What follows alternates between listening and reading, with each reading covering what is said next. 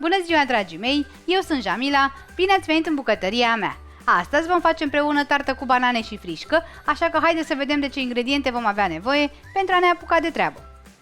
Ingrediente. Pentru aluat vom avea nevoie de 150 de grame de unt rece, 300 de grame de făină, 100 de ml de apă rece și puțină sare.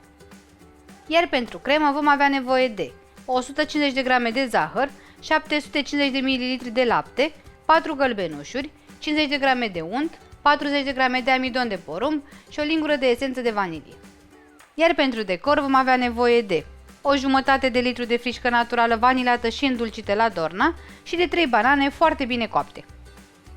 Vom începe această rețetă cu aluatul pentru tartă, așa că voi pune făina într-un bol mai mare, voi adăuga sarea și untul foarte rece.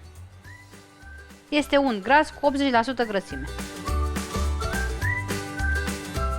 Voi încorpora untul în făină până când va avea textura pesmetului.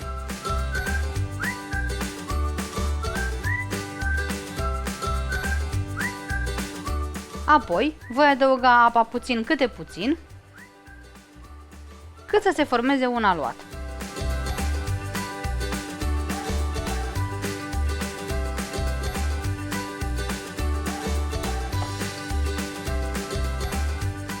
Când aluatul s-a format și arată cam așa, îl modelăm într-un disc și îl dăm la frigider pentru aproximativ 20 de minute.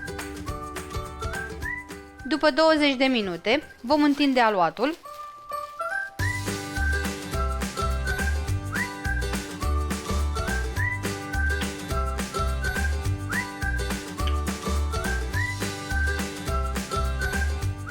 După ce am întins foarte bine aluatul, îl voi rula pe sucitor și îl voi transfera într-o tavă pentru tartă cu diametrul de 27 de cm. Îl așezăm cu grijă să nu-l rupem. Apoi voi îndepărta excesul folosindu-mă de palmă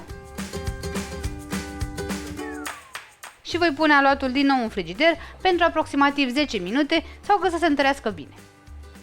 Când aluatul s-a întărit, îl vom înțepa cu o furculiță. Asta pentru a nu crește prea mult în cuptor. Punem peste el un disc din foaie de copt. Iar înăuntru voi pune niște bile ceramice, însă voi puteți pune boabe de fasole, orez, năut, linte sau orice boabe doriți. Voi da apoi tava la cuptor în cuptorul preîncălzit la 200 de grade pentru aproximativ 35 de minute sau până când aluatul se va rumeni frumos. Pentru cremă vom pune pentru început laptele într-o cratiță, adăugăm zahărul, amidonul de porumb, gălbenușurile și esența de vanilie. Amestecăm foarte bine totul și vom fierbe crema până când se va îngroșa. Crema s-a îngroșat, cam așa va trebui să arate. O voi lua acum de pe foc, iar în ea vom pune untul. Amestecăm bine și untul până când se va topi. Lăsăm apoi crema să se răcească cât să ajungă la temperatura camerei. După 35 de minute, aluatul este gata, așa că îl voi lăsa să se răcească complet, iar apoi putem monta tarta. Când crusta și crema s-au răcit la temperatura camerei, putem pune bananele la baza crustei. Le-am tăiat în rondele. Puteți pune mai multe sau mai puține banane după cum doriți. Amestecăm puțin crema și o punem peste banane. O nivelăm cu grijă.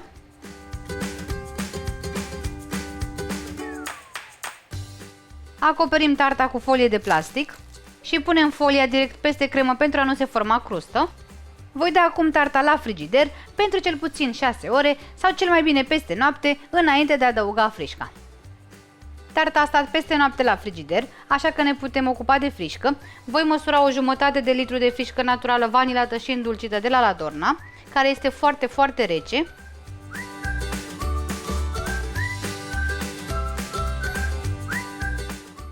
Carafa mea are jumătate de litru, așa că am umplut-o. Pe lângă frișca naturală vanilată și îndulcită la Dorna de 1 litru, găsiți în comerț și varianta de 200 de mililitri.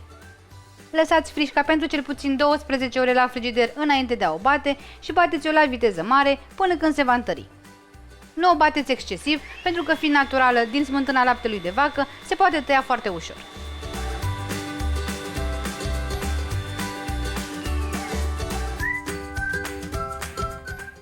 Frișca este gata, cam așa va trebui să arate, fermă și foarte bine bătută. O voi pune acum într-un poș și cu ea vom decora tarta. Peste crema de vanilie întărită vom pune din frișca pe care am făcut-o mai devreme și vom decora frumos toată suprafața. Voi pune acum tarta din nou în frigider pentru cel puțin o oră, iar apoi o puteți decora după cum doriți. Dragii mei, tarta cu banane și frișcă este gata, am tăiat și o felie să vedeți cum arată și în interior. Aluatul este fraged, crema este fermă dar foarte fină, iar frișca este delicioasă. Această tartă este un preparat minunat și este foarte iubită de către copii. Sper din suflet să o încercați și voi cu prima ocazie și să vă placă. La revedere!